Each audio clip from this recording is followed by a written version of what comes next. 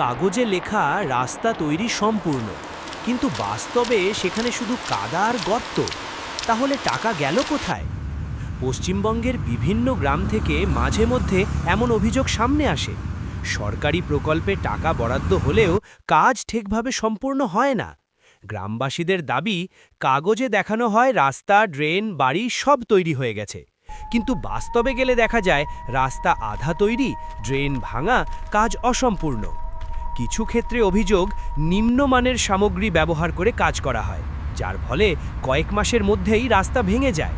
আবার কোথাও বলা হয় পুরো কাজ না করেই বিল পাস হয়ে যায়। Dramatic twist. এই সব অভিযোগের কারণে প্রশ্ন উঠছে, প্রকল্পের টাকা কি সঠিকভাবে ব্যবহার হচ্ছে, নাকি কোথাও না কোথাও গাফিলতি বা অনিয়ম রয়েছে?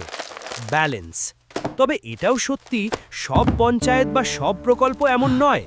অনেক জায়গায় সঠিকভাবেই উন্নয়নের কাজ হচ্ছে। আপনার এলাকায় কি এমন কিছু হয়েছে? সত্যিটা জানাতে কমেন্ট করুন।